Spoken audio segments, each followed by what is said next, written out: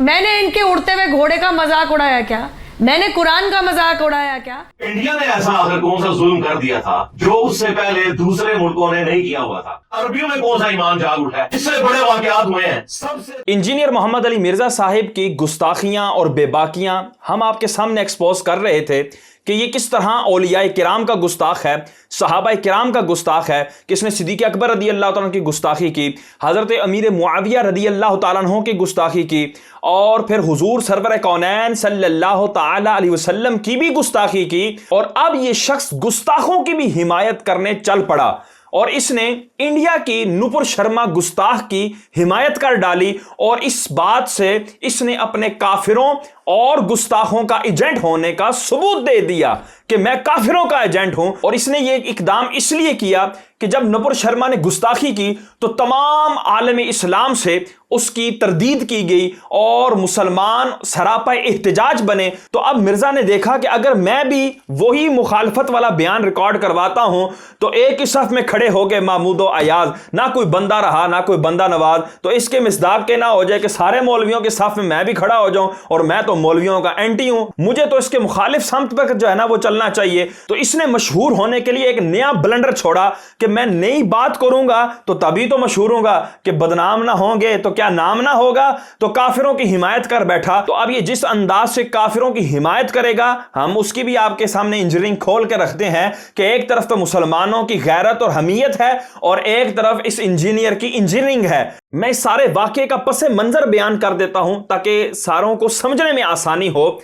بابری مسجد جو تھی اس کو شہید کرنے کے بعد ہندوؤں کو ایک گر مل گیا، ایک ٹیکنیک مل گئی کہ اس انداز سے مسلمانوں کی مساجد کو گرا کر اس کو مندر میں تبدیل کیا جا سکتا ہے۔ تو بابری مسجد کے بعد انہوں نے گیان واپی مسجد، یہ جو بنارس کے اندر تعمیر کی گئی ہے اور اورنگزیب عالمگیر رحمت اللہ تعالی علیہ نے اس کو تعمیر کیا تھا، اب انہوں نے یہ کلیم کیا کہ یہ مسجد جو ہے نا وہ پہلے مندر تھی۔ اب اس کے اوپر ان کو ثبوت بھی چاہیے تھا کہ کوئی چیز اس مسجد کے اندر سے ایسی ملے کہ جو مندر کی طرف مشیر ہو، اشارہ کرنے والی ہو کہ یہ پہلے مندر تھا۔ تو انہوں نے اپنی کورٹ سے اجازت لی کہ ہمیں اس کا سروے کرنے دیا جائے۔ تو جب حوض کا سروے کیا گیا تو حوض کے اندر جو فوارے والی جگہ تھی وہ چونکہ ابری ہوئی ہوتی ہے تو انہوں نے اس کو شیولین قرار دینے کی ناکام کوشش کی اور اسی کو کورٹ میں انہوں نے رکھا، اور مختلف چینلز پر اس حوالے سے ڈیبیٹ ہونے لگی۔ مسلمان بھی بیٹھے ہوئے ہیں، ہندو بھی بیٹھے ہیں اور آپس میں ڈیبیٹ ہو رہی ہے۔ تو اسی طرح ایک چینل پر بی جے پی کی کارکن نپر شرما اور مد مقابل ایک مسلمان جو ہے وہ بیٹھا ہوا ہے اور دونوں کی آپس میں ڈیبیٹ ہو رہی ہے، اور درمیان میں اینکر بھی جو ہے وہ سوال و جواب کر رہا ہے، جس میں نپر شرما نے معاذ اللہ ثم معاذ اللہ حضور سرور کونین صلی اللہ تعالی علیہ وسلم اور حضرت عائشہ صدیقہ طیبہ طاہرہ رضی اللہ تعالیٰ عنہ کی گستاخی کی، اور بھی قرآن پاک کے کئی چیزوں کی اس نے گستاخی کی، معاذ اللہ ثم معاذ اللہ۔ اب یہ بندہ جو ہے مرزا، یہ اس کا ڈیفینڈ کر رہا ہے اور اس کا جو ہے وہ بچاؤ کر رہا ہے، اور وہ کس انداز سے کر رہا ہے اب وہ سنیں۔ مئی کے آخری ہفتے میں ایک ٹی وی پروگرام میں لائیو شو کے اندر ہمارے جو پڑوسی ملک ہے انڈیا، اس میں جو حکمران جماعت ہے بی جے پی، ان کی ایک کوئی رکن ہے، انہوں نے لائیو ڈسکشن کے دوران کچھ توہین آمیز الفاظ جو ہیں وہ استعمال کیے اسلام کے حوالے سے اور پیغمبر اسلام کے حوالے سے صلی اللہ علیہ وآلہ وسلم۔ اور حیران کن بات ہے کہ عرب ممالک جو آج تک انڈیا کے سامنے جھکے ہوئے تھے اپنی تجارت کی وجہ سے، یہ جتنے عرب ممالک ہیں آپ نے دیکھا ہوگا پہلے جب کبھی بھی کوئی گستاخانہ ایشوز ہوتے ہیں فرانس کے حوالے سے، یورپ کے حوالے سے، ان کی ہمیشہ یا تو سٹیٹمنٹ آتی نہیں ہے یا ہلکی سی کو ڈھیلی سٹیٹمنٹ آتی ہے، بس اس سے زیادہ آگے جاتے ہی نہیں ہے، محاذ کھڑا نہیں کرتے، نہ ان ملکوں کو کوئی خطوط لکھتے ہیں وہ، نہ کہتے ہیں ہم آپ کی پروڈکٹس کا بائیکاٹ کر دیں گے۔ انڈیا نے ایسا آخر کون سا ظلم کر دیا تھا جو اس سے پہلے دوسرے ملکوں نے نہیں کیا ہوا تھا؟ تو یہ مسلمانوں کو سوچنا چاہیے نا کہ گل وچ کوئی اور ہے۔ ہاں جی، سب سے توانا آواز پوری دنیا میں دو مسلمانوں کی تھی، ایک عمران خان صاحب اور دوسرے طیب اردگان، اسلامو فوبیا کے خلاف، گستاخانہ کارٹونز کے خلاف۔ اس وقت یہ سارے عرب ملک سوئے پڑے ہوئے تھے، وہ جو کچھ ہو رہا تھا وہ اس سے بڑا تھا۔ یہ دیکھیں جی، عرب کے بائیکاٹ کے اوپر یہ حضرت گفتگو کر رہے ہیں اور کہہ رہے ہیں کہ یہ جو عرب نے بائیکاٹ کیا ہے نا، اس میں بات اور ہے، یہ عشق رسول کی وجہ سے انہوں نے بائیکاٹ نہیں کیا، یہ تو پہلے ان کے نیچے لگے ہوئے تھے، اور اس سے پہلے کتنی بڑی گستاخیاں ہوئی عرب، اس کے اوپر اس نے سٹینڈ نہیں لیا۔ اب یہاں پر جو انڈیا کے خلاف سٹینڈ لیا ہے تو یہ کیوں لیا ہے؟ تو یہ حضرت صاحب کو الہام ہوا، بلکہ عرب والوں نے خود ان کو جو ہے نا ای میل کیا ہے کہ حضرت صاحب ہم جو انڈیا کے خلاف کھڑے ہونے جا رہے ہیں نا، یہ عشق رسول کی وجہ سے بالکل نہیں ہے، بلکہ یہ ہم اپنے مفادات کی وجہ سے کھڑے ہو رہے ہیں، اور بات جو اور ہے وہ ہم آپ کو بتا رہے ہیں اور کسی کو بھی نہیں بتا رہے۔ اور ان کے مطابق ایک اصول یہ بھی ہے کہ اگر کوئی شخص پہلے گناہ کرتا ہو اور اب نیکی کر رہا ہو تو مرزا صاحب اس کو کہیں گے تم پہلے تو گناہ کرتے تھے، اب کیوں نیکی کرتے ہو؟ اگر عرب نے بالفرض پہلے کبھی اقدام کوئی نہیں کیا اور اس کے اوپر کوئی سخت سٹیٹمنٹ جاری نہیں کی اور ان ممالک کی مخالفت نہیں کی اور اب کی ہے، تو اس پر تمہیں انہیں اپریشیٹ کرنا چاہیے کہ اس دفعہ جو آپ نے اقدام کیا ہے، یہ ہر دفعہ جو بھی گستاخی کرے اس کے بارے میں آپ کو اقدام کرنا چاہیے، نہ کہ جو ہے نا اس طرح کی تم سٹیٹمنٹ دو۔ مجھے تو اس وقت ہی اندازہ ہو گیا تھا کہ یار یہ عربیوں میں کون سا ایمان جاگ اٹھا ہے، اس سے بڑے واقعات ہوئے ہیں۔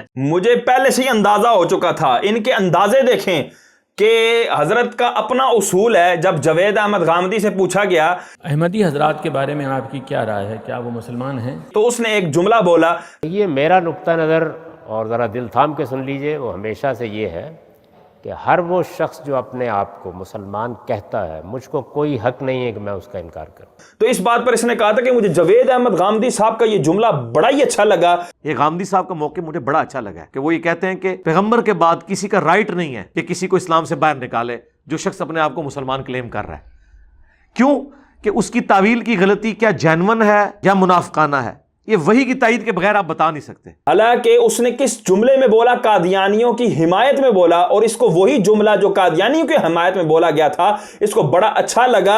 اور یہاں پر بھی دیکھیں اسی سینیریو پہ چلتے ہوئے، ایک تو یہ کافروں کی حمایت کر رہے ہیں، دوسرا میں آپ کو یہاں پر جو پوائنٹ بتانا چاہ رہا ہوں وہ یہ کہ جب ایک بندہ اپنے آپ کو مسلمان ڈکلیئر کر رہا ہو، کلیم کر رہا ہو، تو ہمیں کوئی حق نہیں پہنچتا، کیونکہ ہم اس کے بیچ میں گھس کے نہیں دیکھ سکتے بقول اس کے، تو اس کو کافر نہیں کہہ سکتے۔ تو عرب ممالک نے جو مخالفت کی انڈیا کی اور اس گستاخی کے اوپر مخالفت کی، تو یہ کیسے ان کے دل کے اندر گھس گیا کہ جی مجھے پتہ لگ رہا ہے کہ ان کے دل کے اندر عشق رسول کی وجہ سے انہوں نے یہ اقدام نہیں کیا، بلکہ یہ اپنی جو ہے نا پولیٹیشین کی وجہ سے اور اپنی سیاست کی وجہ سے اور اپنے دیگر جو مفادات ہیں ان کی وجہ سے یہ مخالفت کر رہے ہیں۔ یہ مجھے پتہ لگ گیا۔ بھائی تمہیں وحی ہوتی ہے، بھائی تمہیں کیسے پتہ لگا؟ اگر تمہارے پاس کوئی ثبوت ہے تو مرزا قیامت تک کا تمہارے پاس وقت ہے، یہ ثبوت نکال کر دکھاؤ کہ عرب نے اسی وجہ سے ان کی مخالفت کی ہے۔ اور یہاں پر اس نے ایک جملہ یہ بھی بولا، انڈیا نے کون سا ایسا ظلم کر دیا تھا کہ جو باقیوں نے نہیں کیا؟ تو اس نے ایک نیا اصول دے دیا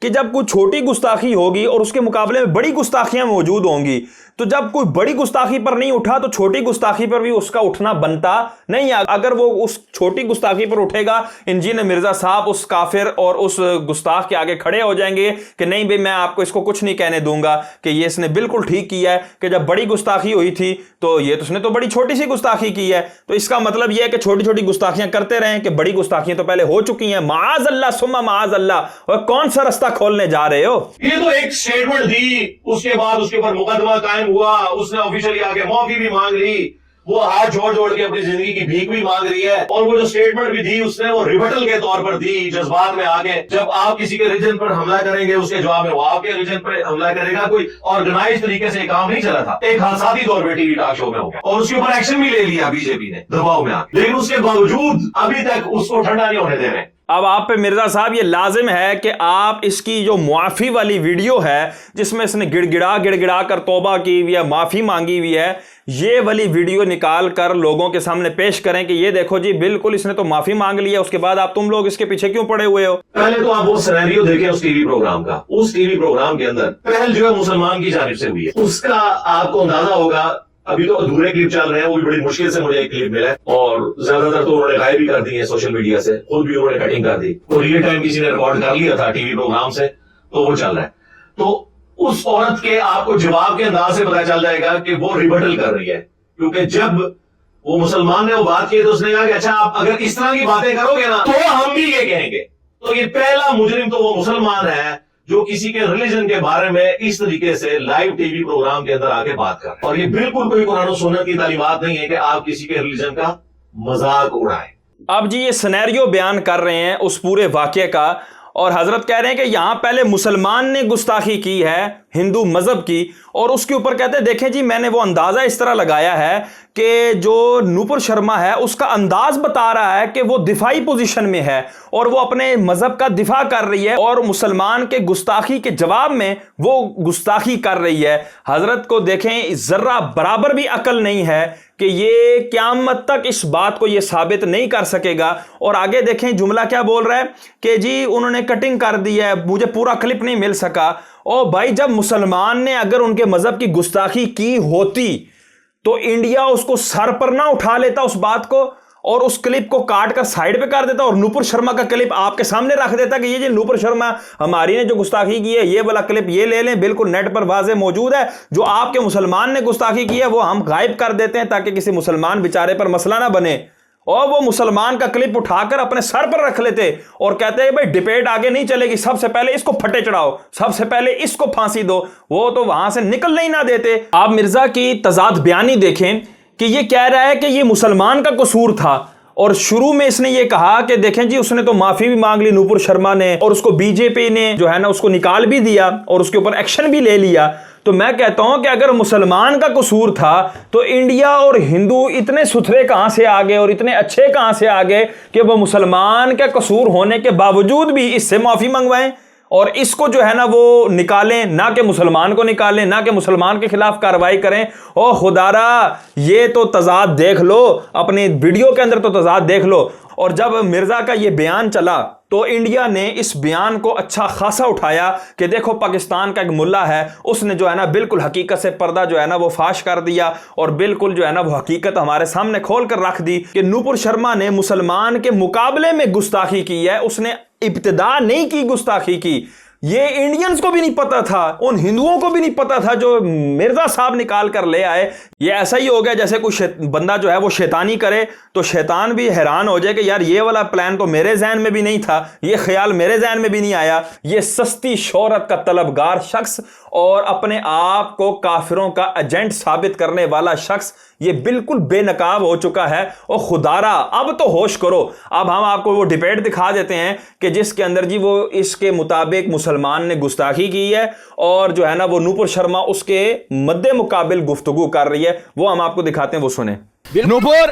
نوپور اور مفتی ندیم الدین گلیڈ ایشوریا، ہاں جی اسٹوڈیو سے باہر ایشوریا میں خوش ہوں کہ آپ نے آبجیکٹ کیا، کیونکہ یہ بالکل بےہودگی ہے. جیسے میں نے شروع کیا ہمارے شیولنگ کو فوارہ بتا دینا.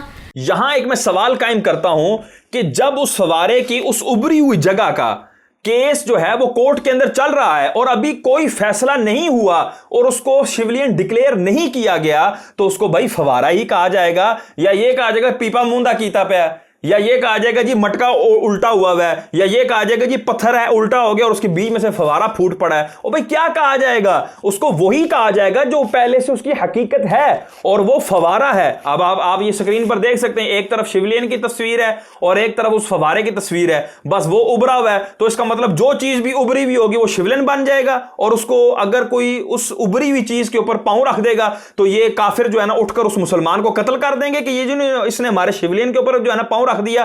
وجہ کیا ہوئی؟ کیونکہ شیولین بھی ہمارا گول ہے اور یہ جو ہے نا پتھر بھی گول تھا. تو یہ کہہ رہی ہے کہ آپ ہمارے شیولین کو فوارہ کیوں کہہ رہے ہیں؟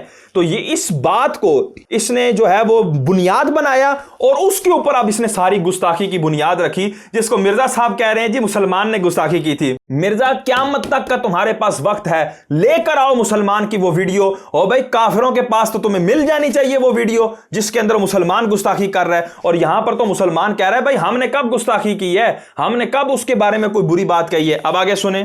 اب ان کو کیسا لگے گا؟ میں کہوں گی جو کہتا ہے مطلب کہ یہ وشو جو ہے. آپ دیکھیں پیچھے مسلمان کہہ رہے ہیں کہ یہ یک طرفہ آپ گستاخی کر رہی ہیں، ہم نے کوئی گستاخی نہیں کی، یہ یک طرفہ بات ہو رہی ہے. آپ خود ہی جو ہے نا وہ بنا کے اس کو شیولین آپ نے خود ہی گستاخی بنا لی ہے. ہم نے تو ابھی تک کسی نے اس کو ڈکلیئر ہی نہیں کیا شیولین.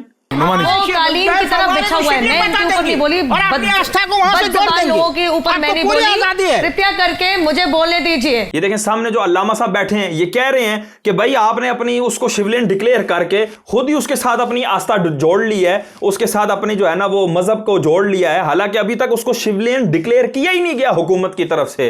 तो जब डिक्लेयर कर दिया जाएगा उसके बाद बकिया बातें होंगी, अभी तो हुआ ही नहीं। तो आप कैसे कह सकती हैं कि हमने आपके मजहब की गुस्ताखी की उसको फवारा कह के? मैं इनके उड़ते आप बोलिए 30 सेकंड, उसके बाद जब वो खत्म कर ले फिर आप जवाब दीजिएगा। क्या नुमानी कहते जी। हैं उसे? एक एक करके बात सबकी सुनाई देगी, एक एक करके बोलिए नुपुर। उड़ते हुए घोड़े, मैंने इनके उड़ते हुए घोड़े का मजाक उड़ाया क्या? मैंने कुरान का मजाक उड़ाया क्या कि कुरान कहता है कि भैया नहीं, प्लीज डोंट वर्ल्ड है, world please don't make personal. देखिए एक दूसरे की आस्था के ऊपर सवाल मत उठाइए। अब ये देखें एंकर जो है वो कह रहा है एक दूसरे की आस्था पर मजाक ना उड़ाएं, एक दूसरे की आस्था को कुछ ना कहें। तो वो यहाँ पर एक दूसरे का तो वैसे गोंगलुओं से मिट्टी झाड़ने के लिए कह रहा है, वो असल में नूपुर शर्मा को चुप करवा रहा है कि तुम ऐसा कोई बकवास ना कर बैठना मुसलमानों के हवाले से, हमारे से समेटना मुश्किल हो जाएगा। पॉइंट पे आते हैं, हाँ टॉपिक। मैं पर्सनल नहीं कर रही हूं। आप जो है लेट्स बी लीगल, बिल्कुल नहीं नहीं नहीं नहीं मजाक उड़ाने का क्या मतलब है? बात जबरदस्त। Let's be legal. नुपुर संविधान सर्वोपरि है, संविधान सबसे ऊपर है नुपुर। देखें यहां पर वो एंकर जो है वो कह रहा है कि नूपुर संविधान सबसे ऊपर है, मतलब वो उसको रोक रहा है कि भाई इस तरह की बातें ना करो। और ये मिर्जा साहब ने जो है वो क्या किया, ऐसी हांकी कि जिसका क़यामत तक ये जवाब दे ही नहीं सकेंगे, क्योंकि इनको चाहत थी कि काफिर भी इनके गुण गाएं। अब वो सारे मुसलमानों के तो खिलाफ हैं, लेकिन सिर्फ एक इस मौलवी की जो है ना वो गीत गा रहे हैं। क्यों? क्योंकि इसने मुसलमानों से गद्दारी की। अल्लाह तबारक व तआला हमें इस छोकरे की, इन छोकरा बाजियों से और इन दजल फरेबियों से बचाए, और मुसलमानों को इसका ये बेनकाब और गलीज और गंदा चेहरा पहचानने की तौफीक अता फरमाए। आमीन बिजाह नबी अमीन सल्लल्लाहु ताला अलैहि वसल्लम।